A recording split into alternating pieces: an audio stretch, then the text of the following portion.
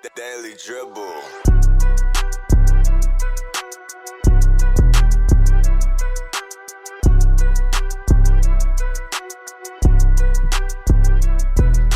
Welcome back to the Daily Dribble, guys. It is season 4. As always, I'm your host, Nick Zammit. Absolutely delighted to be here, kicking off what is going to be our biggest and best season yet. Here joining me after an extended layoff, Mr. Liam Hancock. Welcome back, brother. How are you? Round of applause. I'm back. He's back. How are you, mate? How was your time off? Do you feel refreshed, rejuvenated, ready to tackle a big season? Yeah, it's going to be a big season. I think we all know that. I'm looking forward to ripping into it. Ripping into it indeed, mate. Yes, we love it. Absolutely. Well, good to have you back. Good to be back. You, how's your day been? Big day at the gas station today? Give it a break. This guy doesn't shut up. He's said 5 times, 6 maybe, that my shirt looks like I've been at a gas station. I know it. I want to throw it to the listeners, guys. If you're bored, you're watching the video now, you want to go on a little bit of a wild goose chase, go look up Billy Joel, Uptown Girl, and tell me in the film clip that Lee would fit in perfectly there. I believe he is just made for a position in that film clip.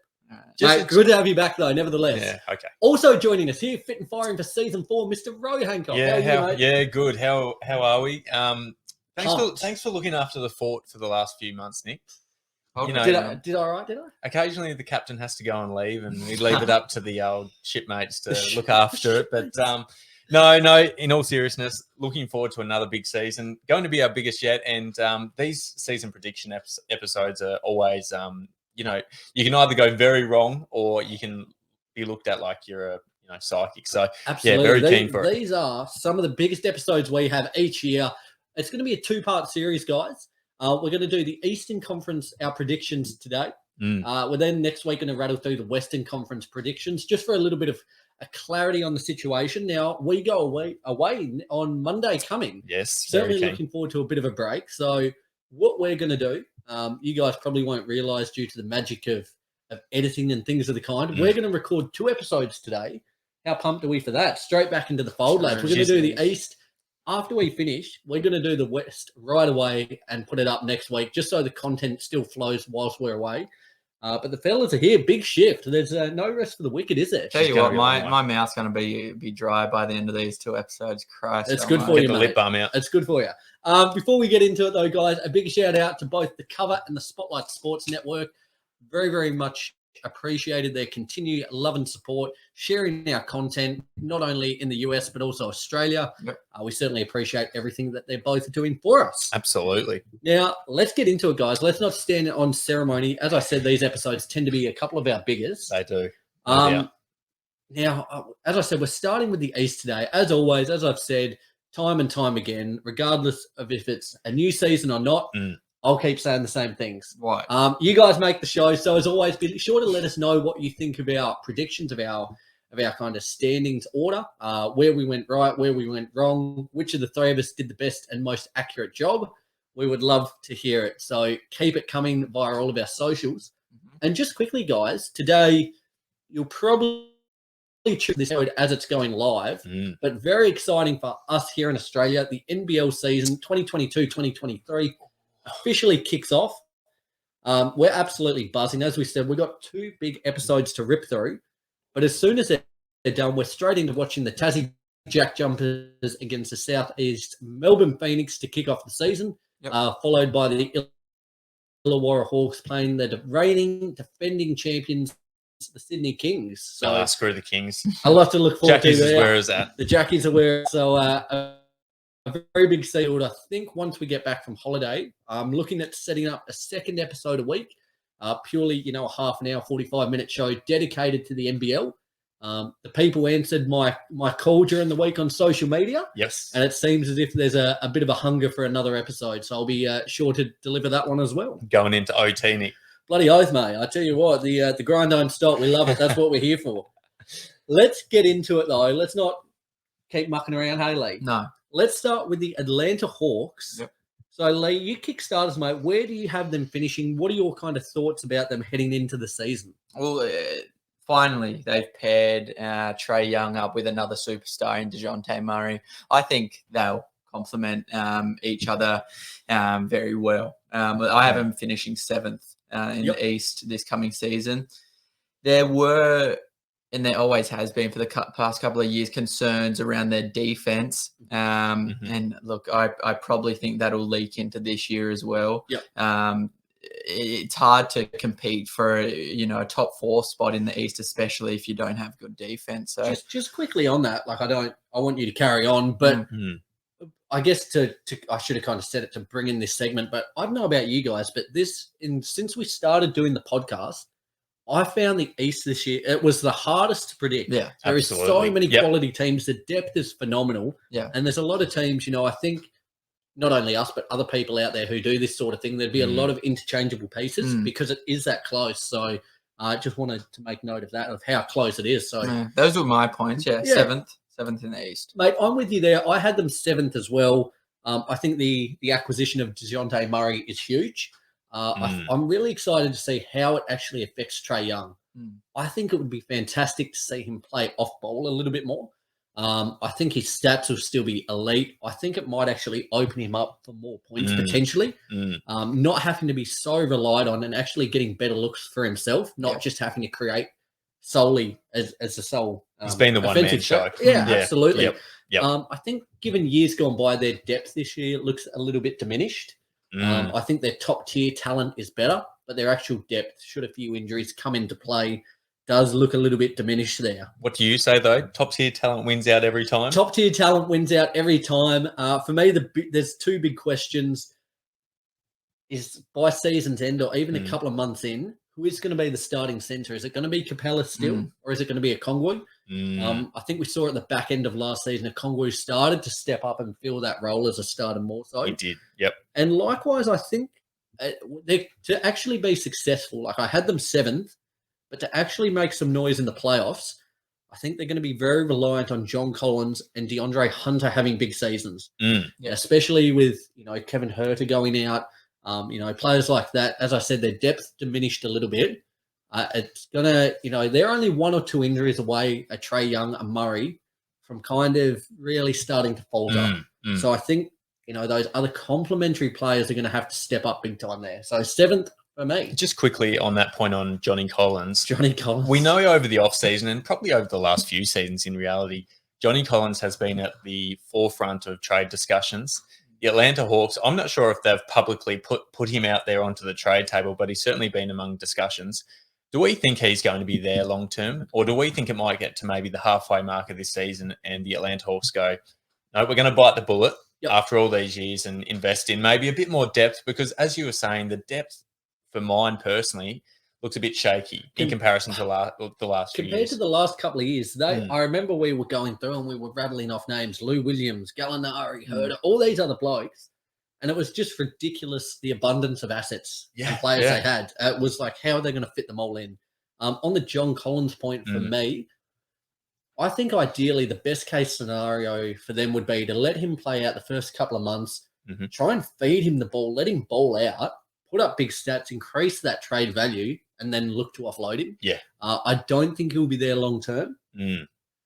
But, we've said that for the last 12 to 24 months and he's still kicking with the Hawks. So, yeah, true. But for me, I think they'll look to just build that value and then look to move on. Yeah. I don't think it'll be there long term. They obviously, not that they don't want him there, but they want to get rid of him. Everyone wants to be wanted, don't they, Lee? Yeah. You want to be wanted? I want to be Johnny wanted. C. And JC realizes that and probably isn't playing to his full potential because of that. So, he's not going to be there long term. Ro, what are your takes? We've got Lee and I, should I say, both having 7th there for the Hawks. Where do you have them sitting? Yeah, around a similar mark. I've got them at the 8th position.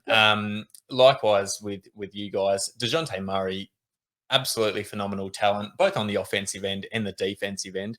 Lee was touching on, I guess, their defensive liabilities. DeJounte Murray's going to help. He's a stealing machine. He's always going to have cheeky hands in there ready to go. He's like Pooh Bear, isn't he, with his hand caught in the honey pot? Yes, he is. Yeah. I've got them around the 8th mark. I'm on your point on Clint Capella or on Okongwu taking that centre position. I think Okongwu is going to progress massively this year. I think he already has to some extent. I think he's taken over that role from Clint Capella, and I think Clint Capella is probably going to be another one of these blokes, likewise with Johnny C, who won't be there long term. Maybe, as you were saying, they might try to ride his value up just a little bit if they can, which might mean starting him to begin the season. I think he'll start. Yeah. But after that, I see Onkongwu looks like a guy who could be in the league for a decade plus and have a really solid career. So I think they'll just be inside. But the Hawks are a funny one because we look at a few years ago and we saw them, hovering around that 4 mark. Yeah. And now they've we're not even sure if they're going to be playoff. Feels like they contenders. plateaued, whereas other teams kind of continued to build. Yeah. It's certainly going to be an interesting season there. Let's push ahead, lads. We've still got 14 teams to go. I hope you guys are geared up for a big shift. Ro, continue on your merry tangent with the Brooklyn Nets. The Brooklyn Nets. I feel like, just quickly, this is going to be one where we might differ a little bit. Slightly, yeah. I've actually got them having a huge bounce back season this year. I've got them at the second position in the East. Second. We look at last season for the Brooklyn Nets, and it was full of instability. We saw Kyrie Irving playing every 8th match. We saw KD out for extended periods. He was just trying to walk to the end of the earth, that flat earth we've got. Jimmy H was, on the court some nights, and some nights he was in the casino. He was some nights in Philly. He was out nights in Philly. And this year, there's a bit more stability to the Brooklyn Nets, and I sort of expect them to perhaps live up to their potential a little bit. Yeah. Having a full season of Ben Simmons, hopefully, will be incredible. If for nothing else, just his defensive ability is something that I'm really looking forward to. I think.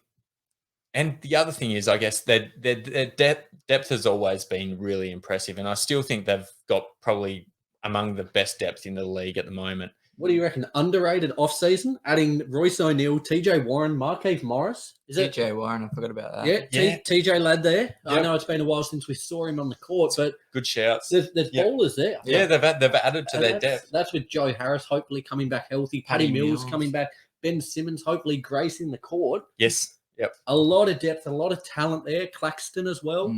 I think more stability bodes very well for the Brooklyn Nets this year. Amen. If they can get these guys out in the court consistently, I think they're finishing top 4 without a doubt. There you go, Lee. What have you got for the Brooklyn Nets? Where do you see them? Don't have them second. I have them a couple more down. I have them at 6. Yep. I'm just going off what I see right now. And right now, I don't see the chemistry yet. You see them at Media Day? Yeah, but KD and Kyrie, hugs all around. Everyone plays it up for Media Day. It's all optics, isn't it? Absolutely, that's all it is. From an outsider's perspective, coming off last season, I don't see them as a team that wants to put in their all to win a championship. But in saying that, KD chose to stay, Kyrie chose to stay, Ben Simmons is healthy. You went over all the acquisitions. They no doubt have the talent, but I just don't think yet they have the chemistry, which is why I put them at 6. Here's a quick one for you, Lee. Just sorry, Nick, before you pop in. Do you think Kyrie and KD are going to be there long term? We know that they've committed verbally to the Brooklyn Nets, at least for this season. Do you think they're going to be there long term? That's a big question mark, I feel, still over this squad. I can't make a decision right now because I feel like this will be the naming season. We saw even after 1 year they were looking for outs. They both requested a trade. What's your gut feel though? My gut feels too unreliable in terms of staying. I don't think they'll be there long term. Yep. There you go. Yep. For me, I think I've got them 3rd. I likewise think the talent there and the talent they've added, just their depth now is phenomenal. And I think it's almost been like people are almost sleeping on how good Ben Simmons is. Yeah, for sure. For as everything else that's gone on with him, he's truly one of, if not the best defensive players within the league. Yeah. And when you've got the offensive talent in KD, Kyrie, not to mention all the other names I just rattled off, it enables Simmons not to have to worry about shooting, not to have to worry about scoring. Mate, solely be there, anchor the defense, and that's your job done. Yep. And it'll give more freedom to those offensive threats. I'm a high squad. Me too. Me too. 3rd for me. I think they're in for a big season. I've seen from a couple of pundits out there that Kyrie could be a bit of a sleeper MVP. Where'd that come especially from? especially as he'll be playing for a contract this season. Yeah. Could be one more big contract in his sights. So don't be surprised to see him ball out either. Good Ben Simmons in Philly, wasn't he? Oh, 100%. You look at the blokes on this team, they're probably not going to help him. Yep. So if they're able to kind of orchestrate, a top 8 defense some way, somehow, he's going to be right there. I think so. The prime candidate. Yep, I'm with you. The Beantown boys. My boys. The Boston Celtics. Let's say what a week they've had. What a week indeed. It's crazy to think things were looking so promising a couple of weeks ago. And to be honest, it's gone down the gurgler pretty quickly. The impact, what the loss of Ime Udoka will have after after being suspended for a year due to, how do you want to say it, breaking franchise protocol, engaging in so we believe at the moment, a consensual relationship with a staff member of the Celtics. Conflicting reports on that one, isn't there? Conflicting reports indeed. So he's suspended for the year.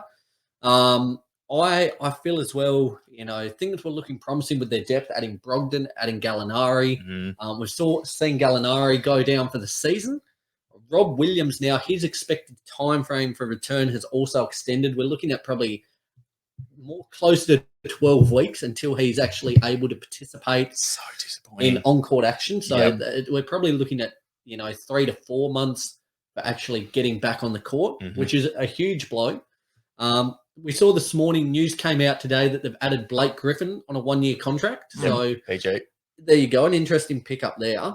For my eyes, I think the talent's there, and this could be a year that Tatum's in the top couple for MVP. I think I've got them 4th.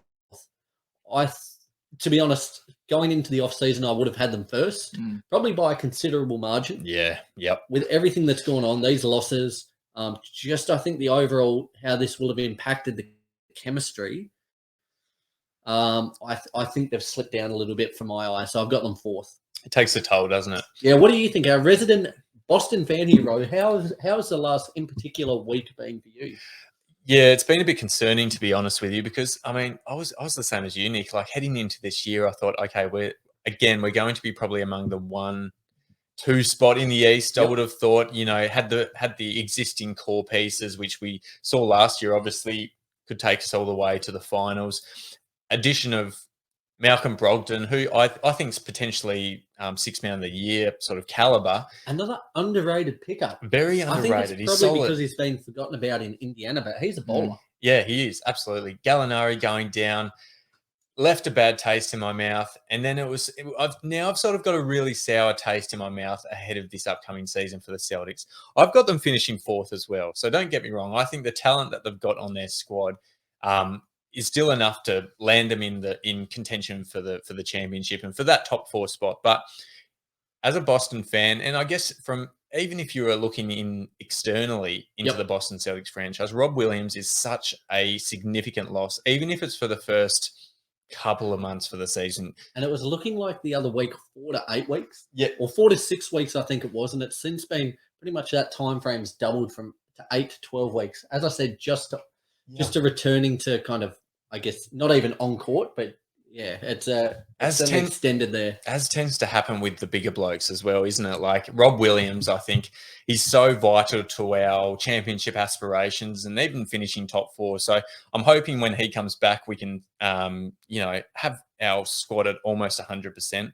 Udoka is one of these ones which is just a bit, it does. Again, it leaves a really bad taste in your mouth because now we're coming in with an untried head coach. We had a bit of stability last year. This time we don't. And even assistant Will Hardy leaving as well there to the Jazz. It's another big loss as well. And it's probably one that's quite underrated because he was highly rated. So Boston Celtics just inside the top 4 for mine. But my goodness, these last few weeks have done no favours for their season. Lee, what do you think for the Beantown boys? I've got them 4 too. Yep. I probably would have had them, or I definitely would have had them second if these implications and complications didn't happen.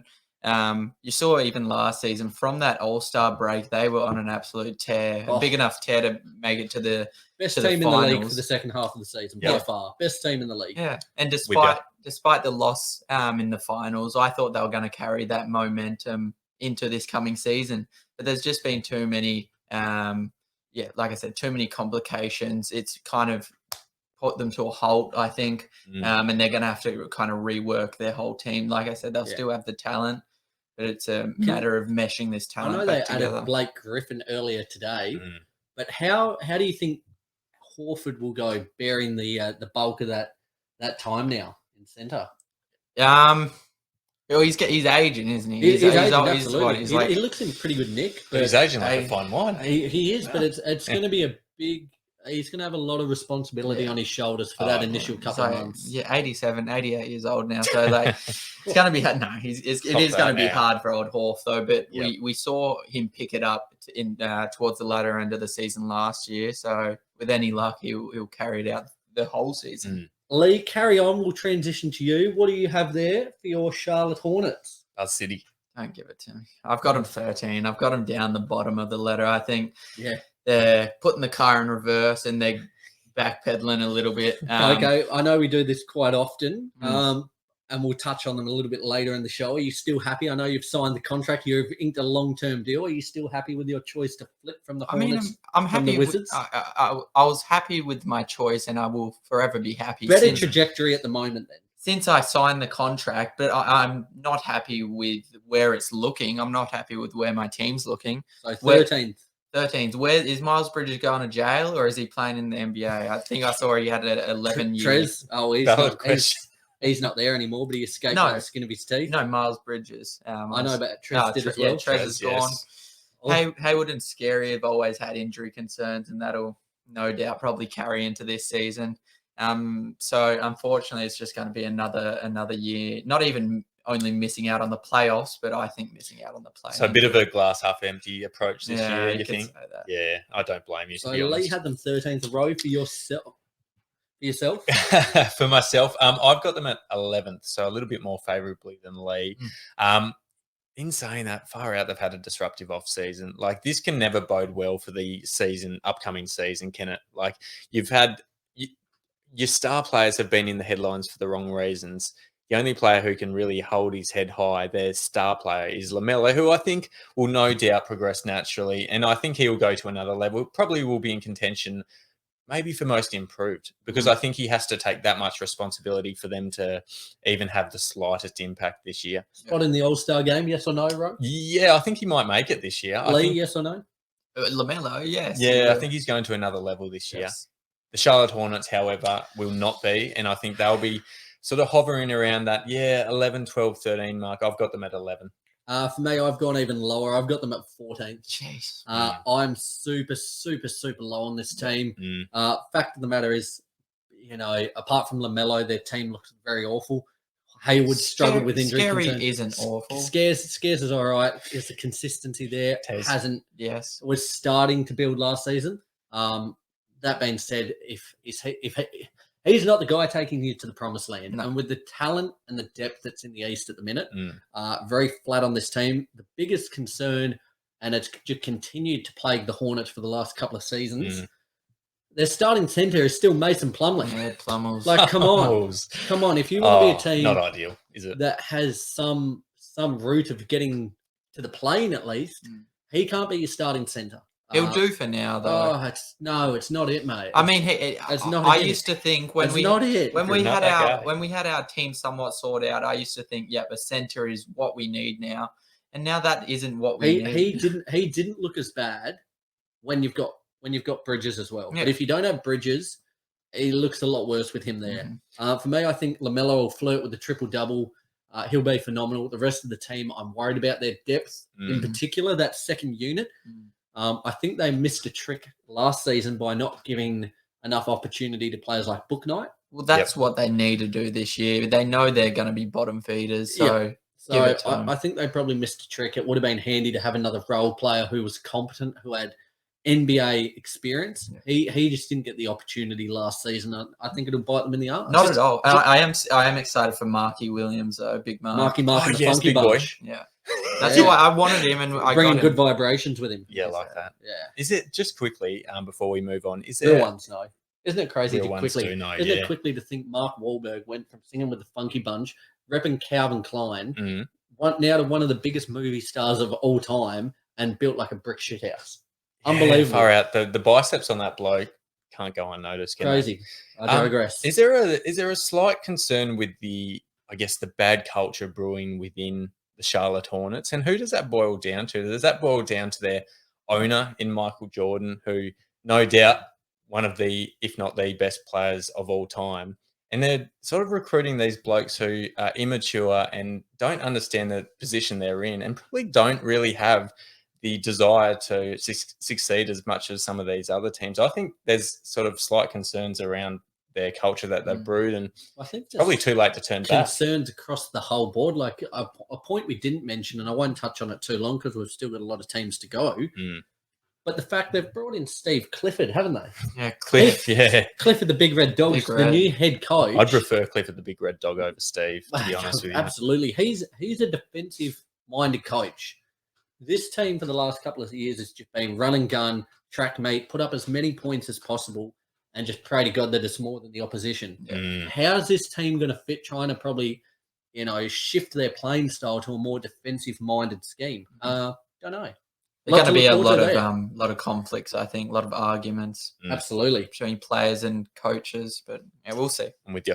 Right, big guy, what have you got for us for the Chicago Bulls? Yeah, Chicago. I've got them at 7th. Yep. So coming home last season, there was serious concerns as to their game style, and I think their overall game plan was found out probably like every second night. They came home they were crawling home. After the first couple of months, wasn't it? They started to falter. What is it due to? Is it due to their game plan? Is it due to injuries to key players? Probably a combination of both. Injuries last season, when they lost Lonzo and Caruso, yes, their guard depth was absolutely it was shot, wasn't pulverized. it? Yeah, and this year, like we look already, Lonzo still is struggling with those injury concerns, and just over the first few years of his career, you just get that feeling that might stay with him for the entirety, which is a real shame. I really hope not, because I do like Lonzo, and I think it's been a whirlwind of a week though, hasn't it? Reports were coming out. Sorry, I don't want to. No, that's okay. But just for a bit of clarity, there, reports were coming out that he might, in fact, actually miss the whole season. What? Yes, I didn't hear that.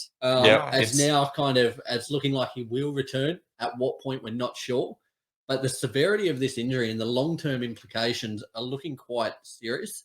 And what shape and what form he'll come back on his return, whenever that is, it remains to be seen. But things aren't looking great for Lonzo. After the first part of last season, it looked like he'd really made strides in his not only playmaking ability, his offensive output, and his stroke from three. So horrible news there. And it was correlating to team success. He was out there, they were winning. Exactly. He's not out there, they were struggling massively. Yep. And I still think that Vucevic, I still think Vooch at the center position, I really don't like that. I think they need to look into that. I don't think he's a good match for them. Just inside the 7, I think just on top tier talent alone, triple T's, I think they'll scrape in, but far out, they'd want to get on top of some of their injury concerns, because particularly that Lonzo consistent injury, it doesn't bode well for them long term. I agree. I think that Lonzo point is probably going to be the defining factor for their season.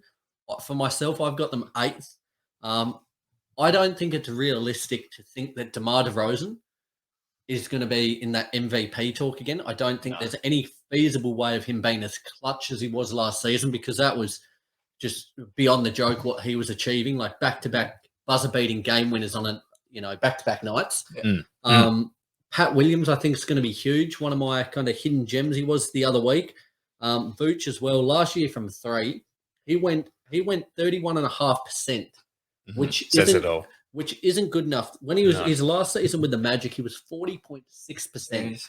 Now, for them to be a threat, they need him to be able to stretch the floor, open up the lane for DeMar to get in, mid-range, attack the rim. Likewise, Levine with his explosiveness to attack the rim. So I think a lot's going to be reliant on Williams. A lot's going to be reliant on Lonzo coming back and hopefully healthy, and Vooch being able to stretch the floor. Yeah. So for me, I've got them 8th. I like it. It's not much more else for me to say. I hope Lonzo can stay healthy, or at least get healthy, Christ. But like when he played last year, they were 23-13 with him, and then 23-24 without him. So that's those numbers speak words, They do speak words. They do speak words. They speak volumes. They speak volumes. Hey, it's like riding a bike, isn't it? You love it. We're back into it. I think for them to truly succeed and look to succeed, they need their whole squad together, and it's not yet. I reckon they'll make the 8. I reckon they'll be 8th seed. Yep. But that's probably their ceiling. The ceiling certainly doesn't look as high as what it did at the start of last season. So yes, shout out to our man Apex. I hope for your sake, mate, that the Bulls can do a little bit. I know it held high hopes, and especially throughout the first couple of months of last season. But I don't know if those same expectations should be in place this season. A team with a lot of expectations. I think everybody's new token team. I know for myself, they certainly are. The Cleveland Cavaliers. Now, what a phenomenal rise. What a phenomenal story it was for them last season. It really encaptured the hearts of NBA fans around the world. Yeah, as well as in the Daily Dribble headquarters here. I've got the Cavs. I've got them predicted for 6th this season. Okay. I think the signing of Donovan Mitchell was tremendous. I think it not only elevates their production on court, I think it elevates their actual profile within the league. In terms of the actual wins that it will gain, I don't think it's probably as many as what people think. I think they were going to be really good as it was. Adding Mitchell has certainly had a couple of wins, but I don't think it's going to elevate them into that top tier of teams within the East. I'm excited to see, again, likewise with DeJounte Murray complimenting Trae Young there, what Mitchell is able to do for Garland. Again, he was a player last season who was that focal point, who had to create not only for himself, but everyone around him. So I'm keen to see how that plays out. I love their second unit. Kevin Love, LeVert, Rubio, hopefully coming back healthy, who was a revelation last season. He was. A lot to like there. And for me, Evan Mobley's the big piece there. Like they're two defensive stalwarts in Jarrett Allen and Evan Mobley. Having those two big rim protectors is huge. Their outside defense, I think, is going to be pretty sketchy. Garland's not a great defender. Mitchell's not a good defender. And Okoro is not the best either. So at the rim, they're going to be tremendous. Outside is a little bit concerning. That certainly been my main concern. But I think Mobley's a star. Certainly another candidate if Allen doesn't take too many votes for possibly Defensive Player of the Year. I was about to mention. I've got them 6th, but I think they're a real team that could possibly make a bit of a push for home court advantage. But tell you what, I'm all aboard. Like if the Lakers flame out this season, whatever happens with them, I'm all aboard the Cavs train. Am I getting the contract out again then? Well, you might have to, mate. I tell you what, Goodness, it won't be a long-term deal. It'll probably just be a season-long loan. But I'm certainly happy to put pen to paper if need be. I'm not afraid to little second contract. Sign some autographs. Good. I've got the Cleveland Cavaliers at 5th. I think they're taking leaps and bounds this year. I think that Donovan Mitchell acquisition obviously helps as it is. As you were saying, Nick, I think they were probably going to improve regardless of if they acquired Mitchell or not. I look at some of their other players like Evan Mobley. He's a guy who I think will be, in probably a few years' time, one of the most solid big men in the league. And it's crazy to think that he's only coming into his second season. Last year, he looked like he's a veteran of the league. He looked like he'd been there and done that. Fun question. Fun question real quickly for you guys. Now, I saw this point the other day. Although it's only a year on, if you were to do a redraft of last year's draft class, would Cade still go number 1? Over Mobley? Over Barnes? For mine, yes. I think Cade Cunningham's going to be an absolute superstar. In saying that, it's not an easy question. I think they're very tight. The fact that you've asked this question makes me think that you might have Mobley over Cunningham. No, not at the minute. I think Cade's upside is higher. But I think Mobley's probably got consistency, a higher floor. So I think if Cade really falters, he could go really falter. But I think Mobley's probably more of that in between player. I'm with you. I think they're knocking on the door of top 4, about 5. I love their mix of young stars and I guess older, more experienced heads like K-Love as an example, and Rubio as well, who seems to have found another wind. Good is it bringing those players off the bench? Unreal. Have they got one of the better, I guess, depth players like Dean Wade, Chetty Osman as well? Dean Wade. Like D-Wade. D-Wade's got a contract extension. Well done, big fella. Good work. I'm really excited for this team. Lee, how do you see them play now? I'm probably more excited than you guys are because I have them at third this Jesus year. Christ. I think this is the year that they're turning heads. There's not much more I can say. I love Evan Mobley. God, I love him. Like Rose said, he looked like he'd been in the league for about 3, 4, 5 years. And it was his first season. Built like a brick. He's Built like a brick. There we computer's go. just- What's happened to there? computer's just gone. Oh, laptop here. This doesn't look good. That's troubling signs. Oh dear. Oh dear. We back? We're still functioning. We're back. Yep. Oh, Good, my good. heart dropped God out damn my it. backside. I tell you what, It's all right. there's a little bit of lag there, but that'll pull through in a minute. Isn't that horrible? Like computer troubles for anyone who's ever done any recording work, ever done a podcast, Yep. anything of the kind. The technical difficulties are the things that'll make you pull your hair out. That was like heart and mouth moment there. Yeah, absolute tears if that got To lost. kickstart season 4, that would have been just tear inducing. Yeah.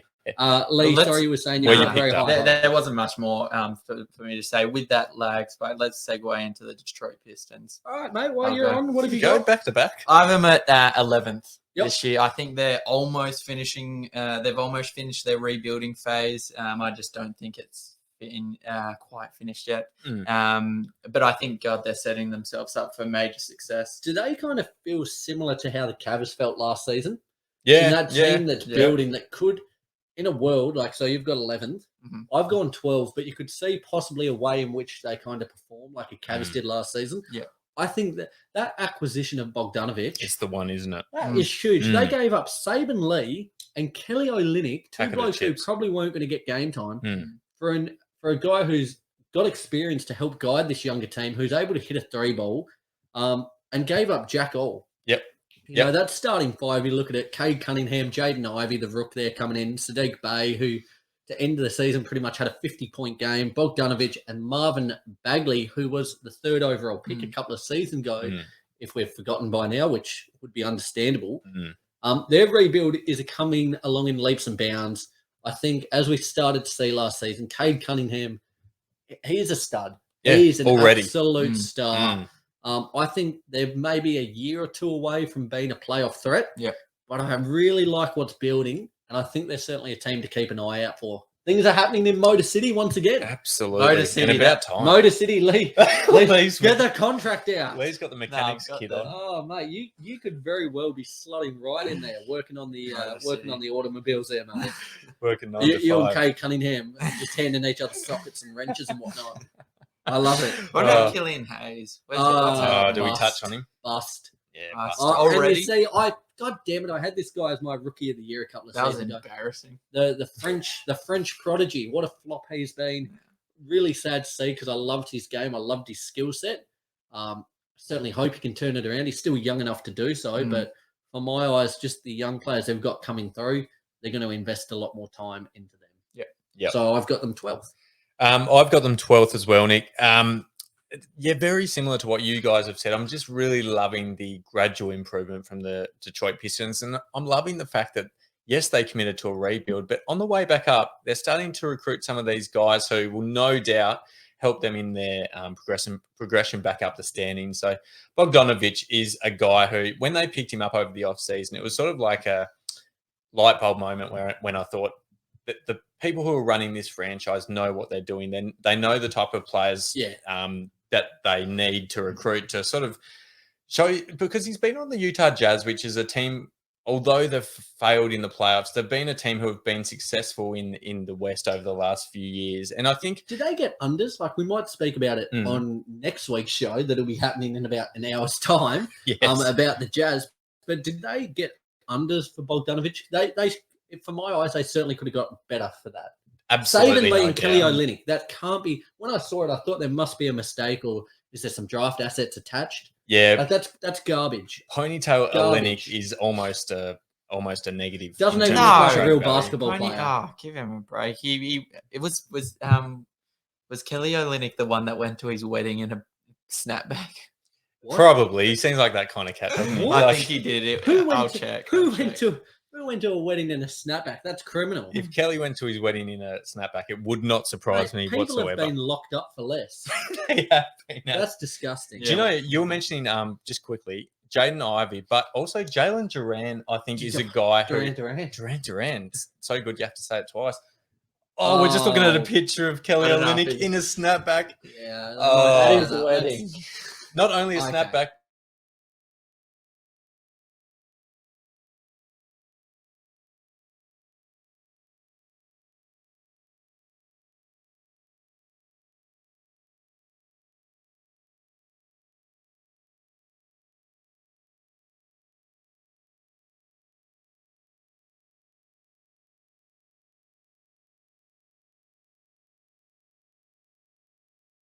The ring of death. We're back. We're back. Boys are back. Okay. Boys are back.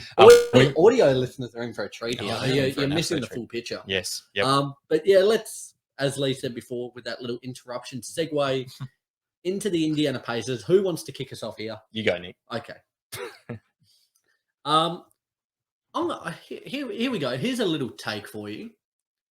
I think they might be the best 15th seed ever. Yeah, good one in the NBA.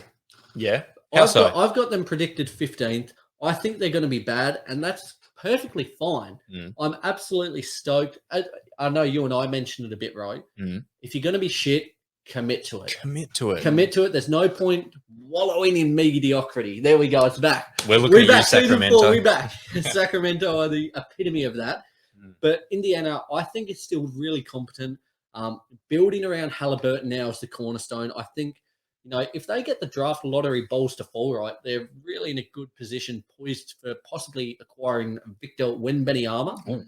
If not, Scoot Henderson as well. Two players who are touted as... Scoot, did you say? Scoot Henderson. Him and Wembanyama are going to go top two. Is it what's that? It's Wembanyama, isn't it? Wembanyama. It's a mouthful. Wembanyama sounds better, doesn't it? It flows better. But I think you're right. Yep. I think, though, it's going to be a bit of a year, and as I said, they're going to be crap. They're going to see what they've got in Mathurin. Is Duarte a piece that they move forward with in this rebuild? Who knows?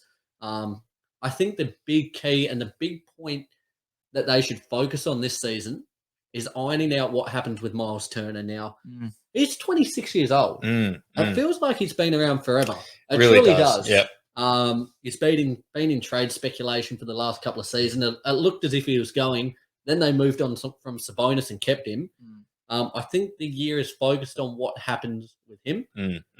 Still got Buddy Hield over there. They're going to be decent. They're going to put up a fight every night. I love Halliburton. I think he's great. I'm super, super high on him. But they're going to suck. They're going to suck, and that's fine. So for me, there's my take for the Eastern Conference. The Indiana Pacers are going to be the best 15th seed ever in NBA history. Quote that. Clip that. There we go. Yeah, look, I've got them at 13th. I'm with you in saying that Tyrese Halliburton is one of these guys who you just love carrying your franchise. I cannot believe Sacramento were willing to let him go, particularly when he wanted to stay. I think this year bodes well for the Indiana in terms of stability. Great word, bodes. I think just it is, quickly, great word. I like it. Yeah, bring it out in the dictionary more often, I reckon. But I think that stability bodes very well for the Indiana Pacers this year. I think last year was a bit all over the place. Sabonis leaving, I guess Brogdon left at the end, and Miles Turner was always in trade talks. And I think you never really know where your season's at when your core players are... TJ's gone now. TJ's gone as well. Yeah, he's another one. So such a shame, just quickly. Yeah, that we never got to see. I was so high on that starting five. You look at Sabonis, Turner, Brogdon, TJ. No, we didn't. And who's the one I'm forgetting? Who's the other one? Who are you forgetting? TJ, Turner, Sabonis, and Levert. Levert's the other one. Oh, yeah, Karras, yes. That starting five together, because I was super high on that, and we never got to see it. But not only that, bubble TJ back with it. TJ. Yeah, TJ. Didn't end up getting to see it, but yeah. Unbelievable if the Brooklyn Nets get bubble TJ back. Him and Bubble Mitchell, two of the greatest players in NBA history, duking it out. Let's put it this way. Jamal, yeah, bring back the bubble. Yeah. Unbelievable. That was elite basketball. I've got them at 13th. league? got him 15th. Not much more else to say. I think, I love how Halliburton's taking the reins to lead this team. I see it very similar, and they might even be replicating the OKC Thunder and what they did with Shea, Gilgeous-Alexander once CP3 left. I see them in a very similar light. As in Just complete rebuild. Complete from the bottom rebuild, up. giving the reins to such a young player and letting him lead and develop while doing so. But they'll be tanking for Wembanyama. Who? Wembanyama. Wembanyama. That sounds like a Lion King song. It's not Benny. That's all I know. Wembanyama. Wembanyama. You can't say wom. It's Wembanyama. W-E-M. You can't say wom. Can you imagine how much trouble we're going to have leading up to the draft and next season pronouncing it? It's Wembanyama. I think. It's horrible. I've only just been able to start to pronounce Giannis What is now, it? now it's in my head. I can do it. Antetokounmpo. Antetokounmpo. Yeah, I've got it. But it took me years to get that. Yeah, So now having blame another name like that. You know what I hate? Every year, and we're hearing it with Wembanyama as well, that every year we have people saying this is the greatest draft player since LeBron James. Do we not? They hear didn't. that They didn't say that last year.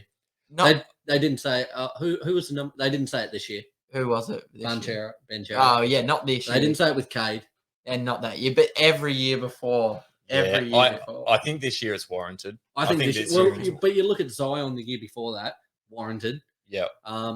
Who went number one? They went 8 in the year before, but Doncic should have. I completely understand where Lee's coming from because they do say that, but this year it loses its impact. This year is a different story. He's a freak. Yeah. I know. Granted, we saw Shet go down for the entire season, which is a travesty. It is. With these big thin bodies, but he's a freak. He's got an outside stroke.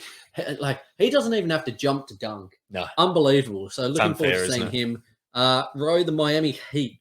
What's happening down in Florida? What's happening down in South Beach? I've got them at about 6th this year, so a bit lower than where they've finished the last few years. But I think losing a guy like PJ Tucker, who is a guy who has been there and done that, and I know over the last few years we've used that term, but it is really key for mine in terms of having a legitimate crack at the championship. Their core players are getting another year older. We look at Kyle Lowry, we look at Jimmy Butler. No doubt. Does he look older though? Jim shaved off the beard. Okay. He looks 10 years younger. Shave off those Let's locks. talk about Jimmy Butler just quickly. Work hard Is and there be the man. Is there any correlation with where the Miami Heat might finish this year and what Jimmy's decided to do with the top of his head? Can we? I don't think we've got a verdict on what we all think. I absolutely despise it. I hate it. Yeah, I don't like it. I like short hair, Jimmy. He looks like old school Kenneth Fareed. He's got a weave. Yeah. Jimmy. But is it crazy to forget this team finished first? Yeah, last year. This is the thing. And you've got them down to 6th. I've got them down to 6th. I think there's teams around them who are rapidly improving, and I think their team is a team who have their core players are guys who have been in the league for a while, and another year is probably not going to bode well for them. Losing PJ Tucker, I think that's significant. You're on dollar jar duty at the minute. What have I said? Bode. You're on Bode's the word of the episode. You're on the jars with me, mate. In saying that, Tyler Herro, I think he's going back to back in 6th man of the year. Yeah, I think it's hard to see a world in which he doesn't. Me too. That guy's going to get a free license to do whatever the hell he wants, which is granted. Especially for me, and I said this a couple of weeks ago when I did. Must have been last week's show, and I gave my awards predictions. As Jimmy gets a bit older, as Lowry gets a bit older, they're going to be good. I've got them finishing 5th. But they'll probably look to rest those guys, possibly at points throughout the season, preserve them, which is going to enable more game time for Hero. I just think with the stats he puts up, there's no way in which anyone can come close. So 6th man of the year for me. Likewise, I think Bam is a pretty solid pick for DPOY. You had him as your DPOY, Nick. I did indeed. So you reckon he'll take those leaps to be? I think it's just going to be the fact that it's kind of like Simmons. Ben Simmons with the Nets there. He's going to have to anchor it. Yeah. No one else really, now that they've lost PJ Tucker, and especially, as I said, with Jimmy and Lowry getting older, are going to want to play deep. Yeah. So he's going to have to anchor it. If he can somehow will them to a top 5 defense still, he's going to be right there. Losing PJ Tucker sucks. But hopefully it'll enable more hidden gems. We saw Gabe Vincent, Mm. Omar Yurtseven, those type of blokes last year continue to ball out as pretty much unknown quantities. If they can continue to get that production from those guys, they'll still be in and around the mark. But I think I agree with the point. I think other teams around them have just gotten better, and I think they've plateaued a little bit.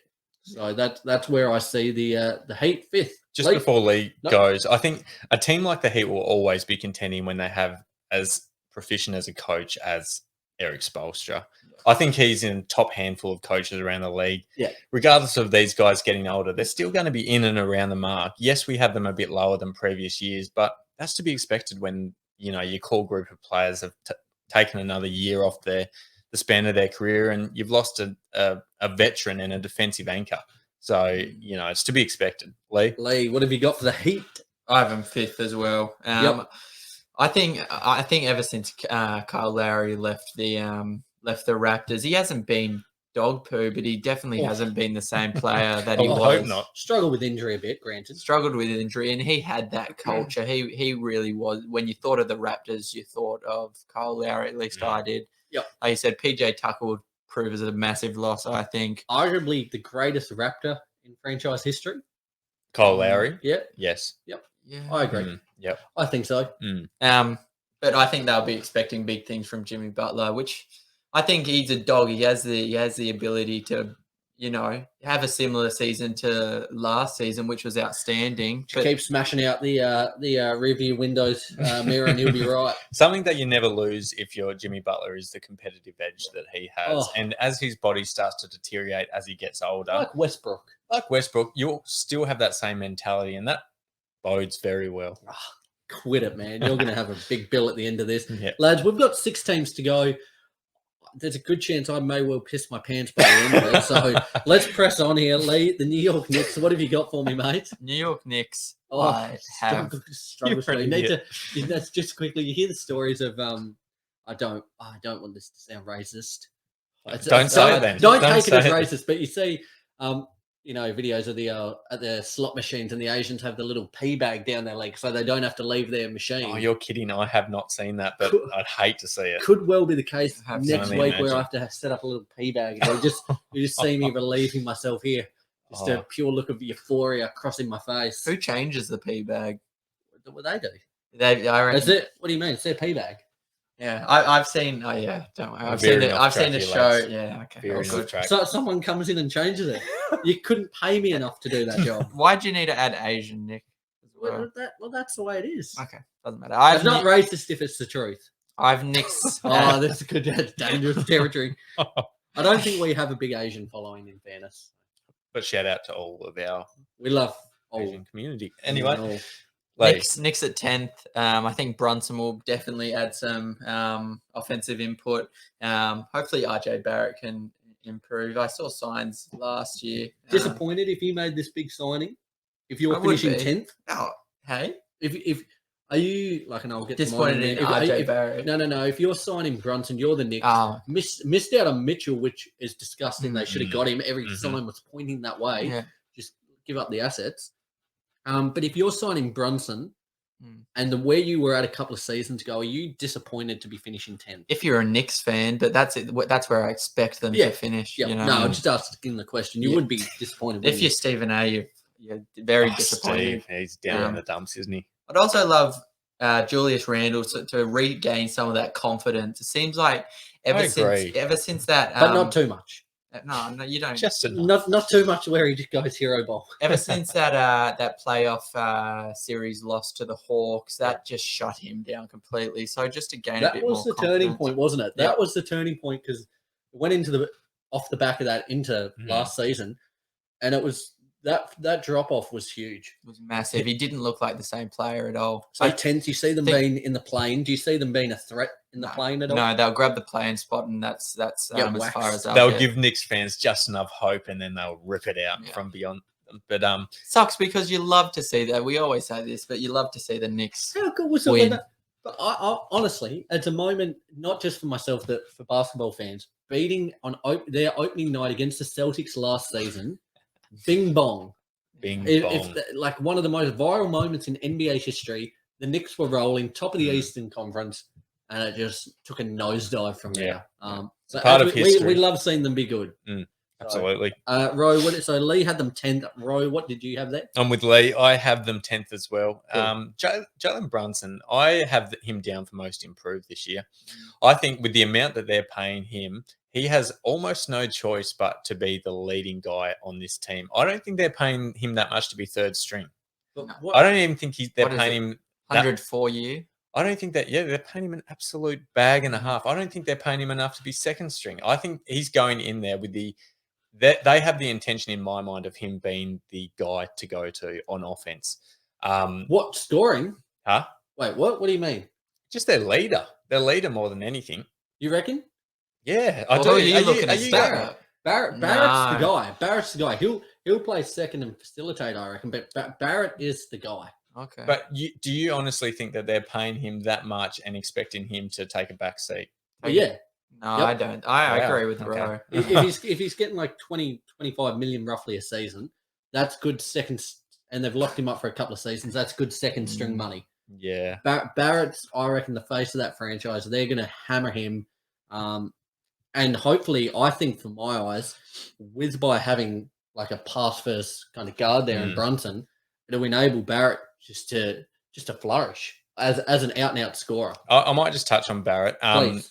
Because I do disagree with who will be the face of the franchise, but I agree in terms of RJ Barrett will take leaps and bounds again this season. Great question for the week, I reckon, for the polls. Yep. Who is the face of the New York Knicks? Is it Brunson? Is it Barrett? Or is it Randall? Oh, shut up. Absolutely not. Is Evan Fournier still there?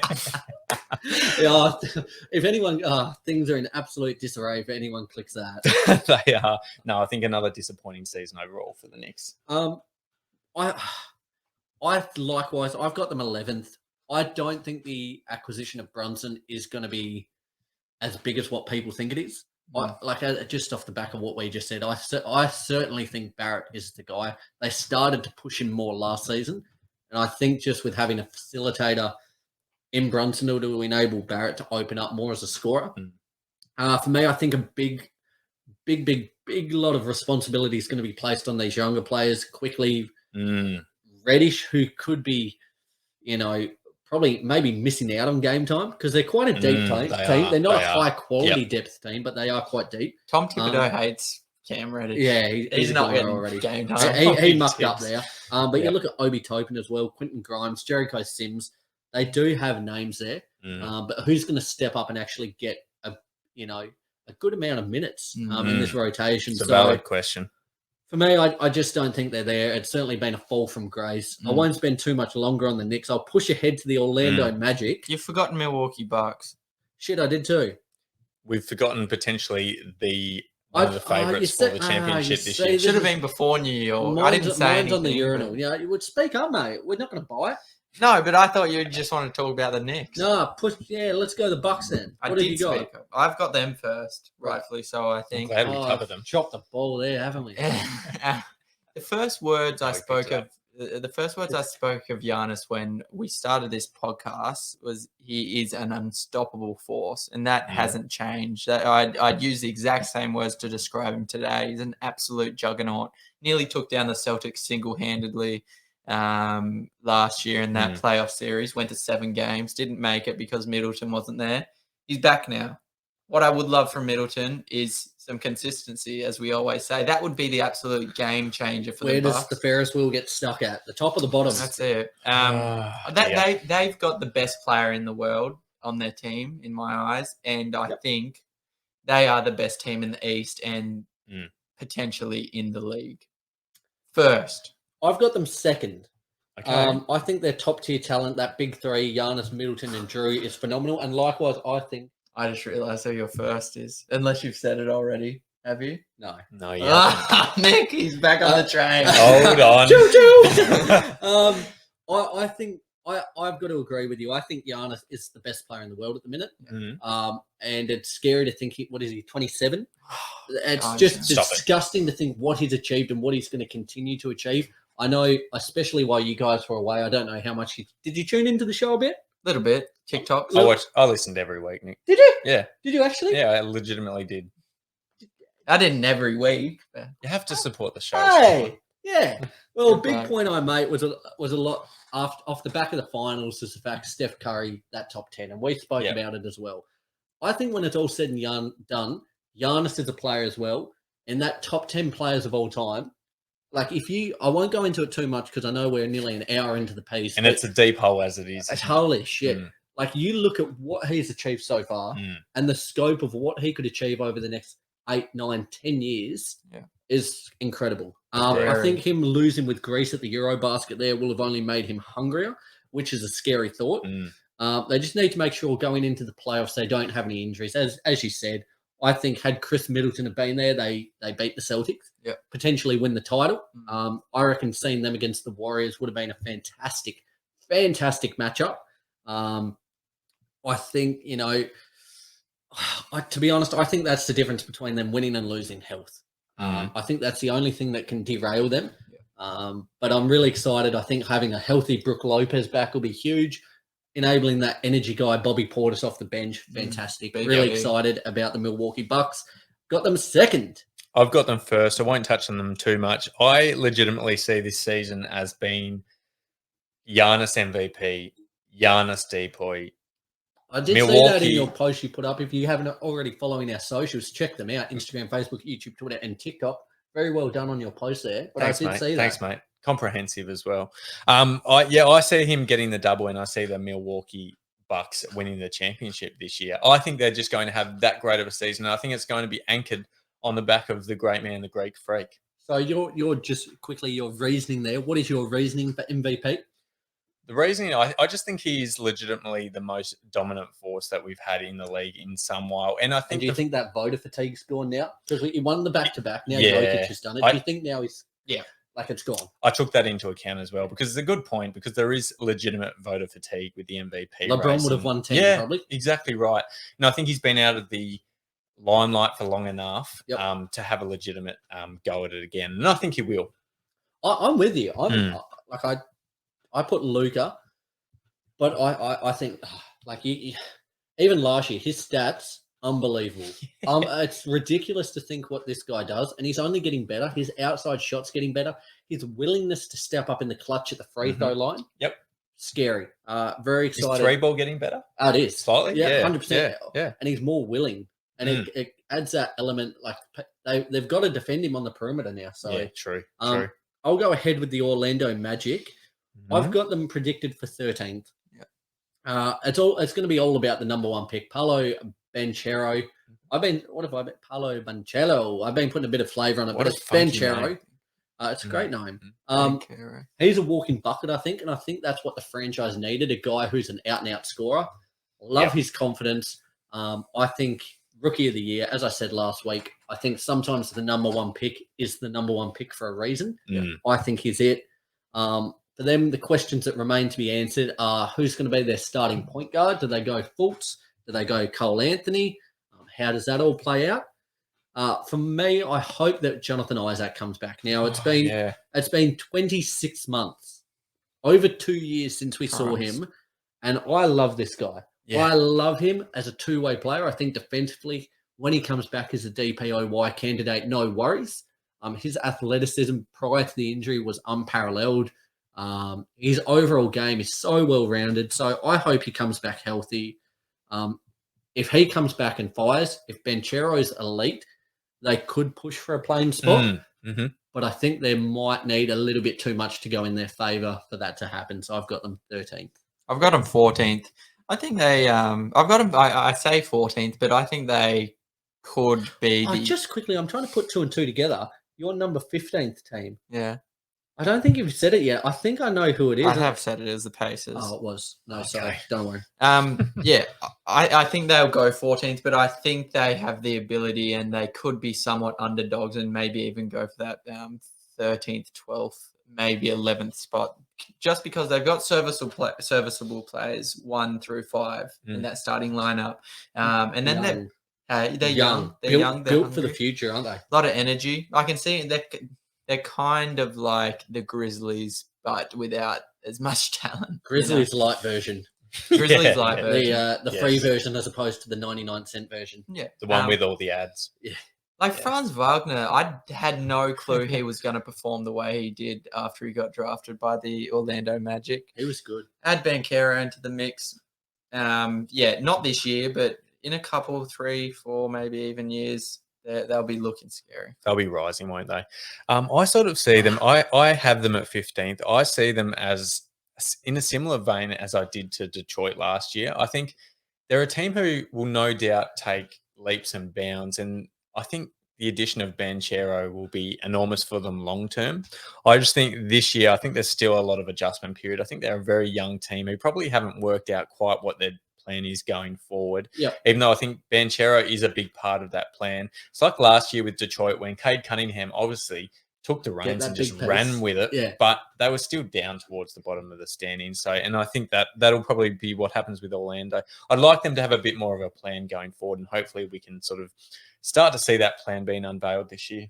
So I'm just bringing in all the movie and song references and everything on this episode. No, John Farnham, please. No, not today. As soon as she said they're rising, I just couldn't help but flick to Batman, the Dark Knight Rises, the smoke rises.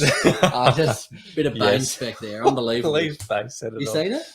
Have I seen it? Yes, I've seen it, but like very, very out of left field. No, that's what season 4 is all about. We're taking it right out of the field. It was so left field, wasn't it? If I was just saying, and I was sitting there as you were talking to it because you gave your piece. I was just sitting there smiling. I was like, you had the monologue in your head already. I was there, ready to go. Imagine if we just said everything on our heads. Imagine how long the pod would go for. I reckon it's going to be one of those seasons. Something tells me it's going to be one of those seasons. I'm here for it. I love it. Me too. Okay, is this where I'm getting surprised, Nick? Is this where I'll go here. Yeah, please. Now, for anyone who's a long-time listener of the show, there's no strap way. yourselves in. There's no way. We are going in the Philadelphia 76ers. I've got them as shit. Damn it. I'm back again. I'm a sucker for pain. I've got them as my number 1 seed. Oh, damn. So, as I said, for any long-time listeners, you'll know that not last season, but the last couple of seasons prior, I had them as my number 1 seed. Gone into the season very, very high on them, and they have, as with the Jazz in the Western Conference, done nothing but disappoint me. Mm-hmm. Mm-hmm. Honestly, I love pain. I'm a sucker for it. I'm just here for it. I think they're essentially Houston Rockets 2.0. We're getting a full season of Jimmy Harden, who took a contract pay cut there. They've been able to add additions to the roster. They added DeAnthony Melton, who I think's huge. Montrezl Harrell comes into the fold. Daniel House there from the Jazz. Yep. As I said, they've essentially brought back the Rockets squad from 2016, 2017. PJ Tucker. PJ Tucker as well. Wow, that hasn't actually occurred to me till you've just said it, to be honest. It is Houston Rockets 2.0. I think, Tyrese Maxey, you look at that starting 5, Embiid, I think it's going to be, I think he should probably rest at times and save himself for the playoff. I don't think that's going to happen. I think he's going to be hungry for that MVP that's eluded him over the last couple of years, thanks to Mr. Jokic. So I think he's going to come out, ball out. But you look at that starting 5, Embiid, Tobias Harris, who I've been flat on, but he's been consistent. Not consistently great, but consistently good. So Harris, James Harden, Tyrese Maxey. There's a lot of talent on this squad. And to be honest, I think they're just well-rounded. Their depth, as I said, those names, PJ Tucker will start as well with that squad. But Harrell, Melton, I think, is one of the acquisitions of the offseason. Yep.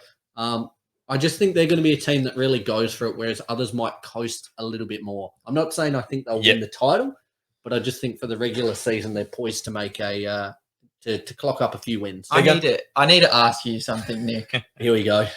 Last season, I was the only guy on this pod out of the 3 of us that had faith in James Harden. So I don't recall me not having faith. But okay. But he did start on the Nets, though.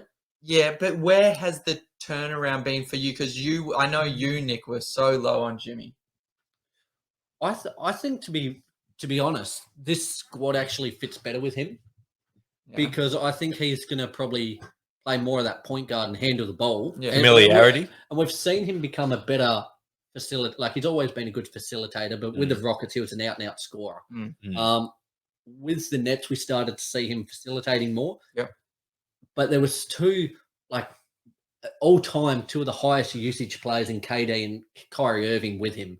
I think this team construction fits better for him. So do you think he'll find a middle ground between the Houston Rockets and Brooklyn Nets him? I think he will, and in particular, the fact he's not, like, in no way is he the number one guy in this team. No. Whereas when he went to the Nets, he probably thought he was still, in and around the mix. Maybe equal number one. Yeah, exactly. But Ego's a funny thing, Nick. It is 100%. So I think it works better for him. Okay. And I think just saying, take it how you will. I think him taking that pay cut was a really good sign of his intentions to go for a title. Good indication. And I think as he gets later in his career now, that's what he's after. So I think he's throwing the kitchen sink at it. Knowing full well that he has less chips to chuck in at the casino on the weekend as well, which is a real shame.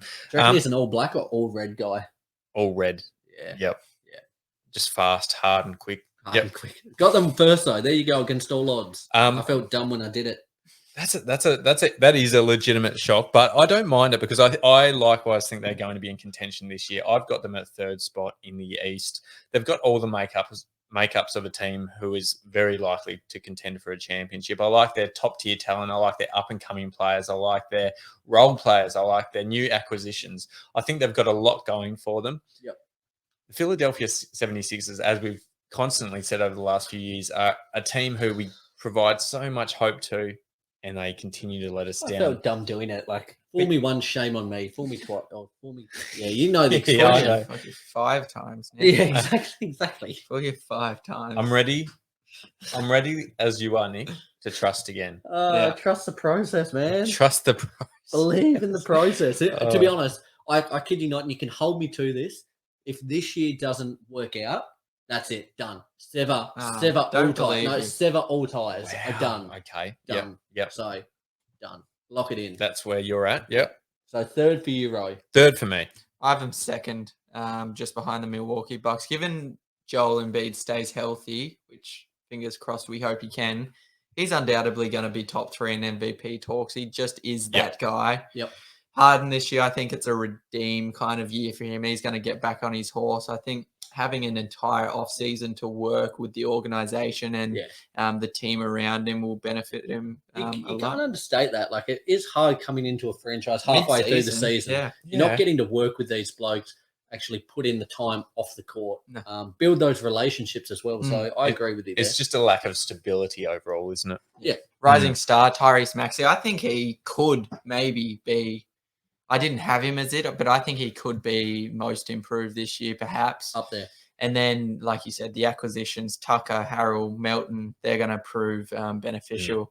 Giving the direction they're heading, I think they're going to be serious threats. Great shout, Lee. Carry on, my good man. My I was going to say good sir, good friend, good man.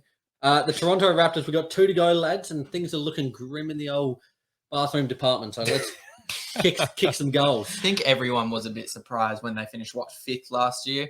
Yeah, I think I had them second last. It was overs, wasn't it? It was big overs. Big I overs. was surprised. They've got no superstars. Their 2 best players are low-level all-stars. But the thing is, they play incredibly good ball, and they're very Good hungry. team ball. Good team ball.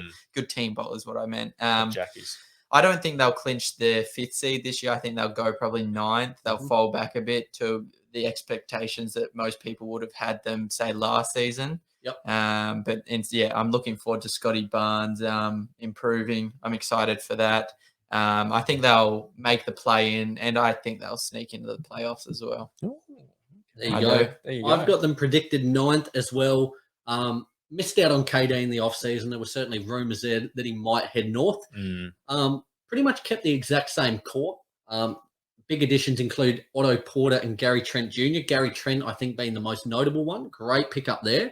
I think Barnes is an absolute star, and they'll certainly be a tough matchup every night, this team. I think they're really well-rounded. They don't have any number one guy specifically. But as you said, really good team ball.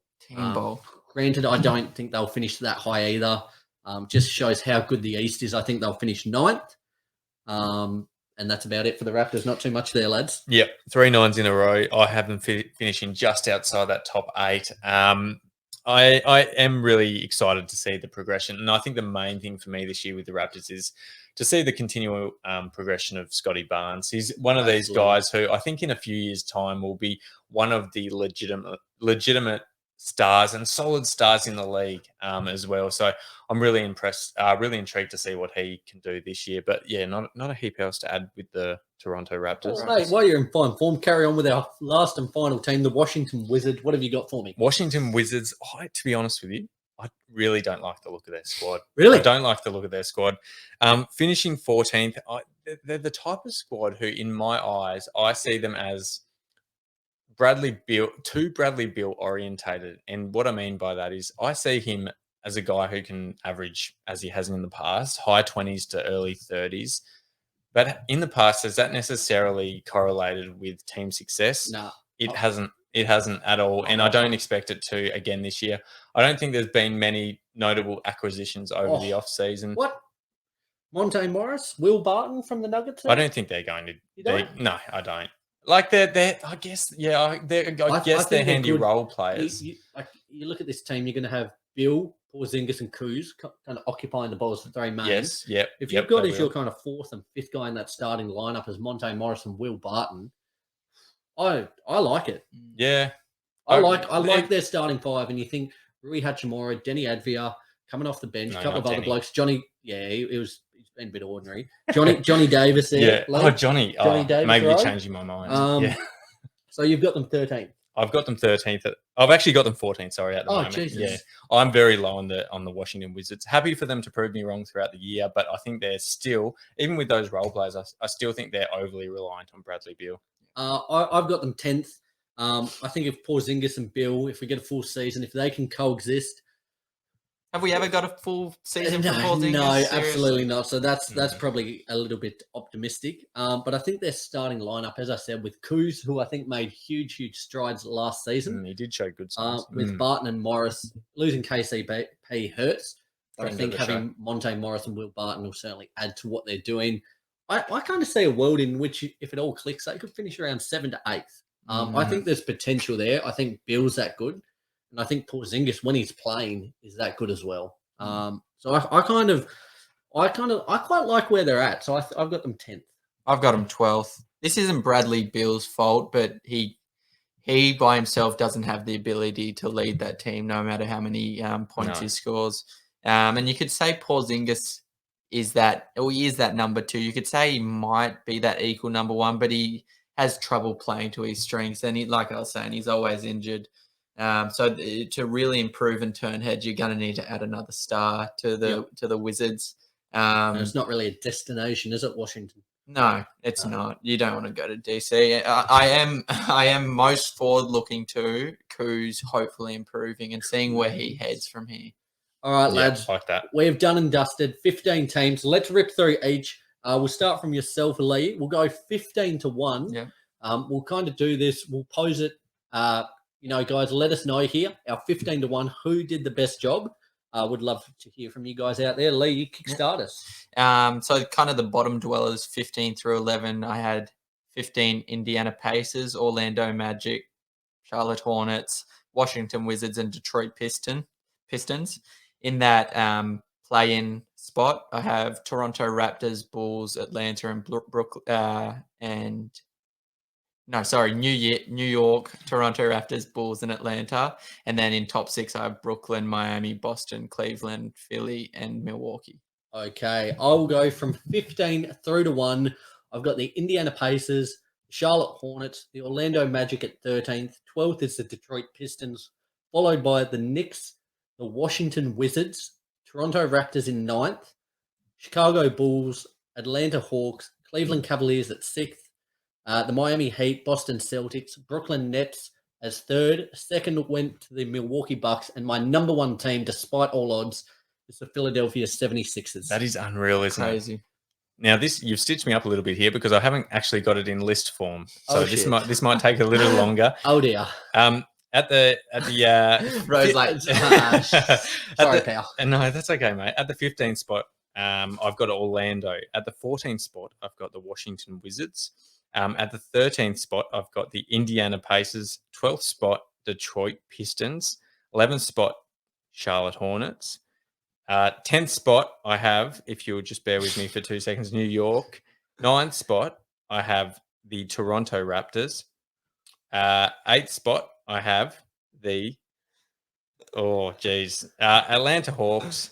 7th spot, I've got the Chicago Bulls. Thanks for queuing me in on this before the show. 6th spot, Miami Heat. 5th spot, I have the... Oh, you've already heard all my bloody standings. Just go Just so back we to can the hear- episode and listen to it again. Hard for anyone keeping up to date. Just though, give isn't them it? your top 3 at least. Oh, top 3. I've got Milwaukee at number 1. I've got Brooklyn at number 2. And at number 3, I'll have the Philadelphia 76ers. Boston at 4. Guys, Far out. That was an absolute struggle. sorry, mate. We'll G you up for the Western Conference. So Yeah, you're mate. up to date there. Guys, there wraps up the Eastern Conference standings. All 15 teams done and dusted. As I said at the top of the show, we're about to dive in and record our Western Conference straight off the back of this. So that'll be up next week. Certainly appreciate you all continuing to tune in. Enjoy season 4. As I said, it's going to be our biggest and best yet. Continue to stay up to date with the show, all of our socials. As I said, the NBL starts. You're probably, by the time you tune into this, might have missed the first game or two. But as I said, it's shaping up as the biggest and best season yet.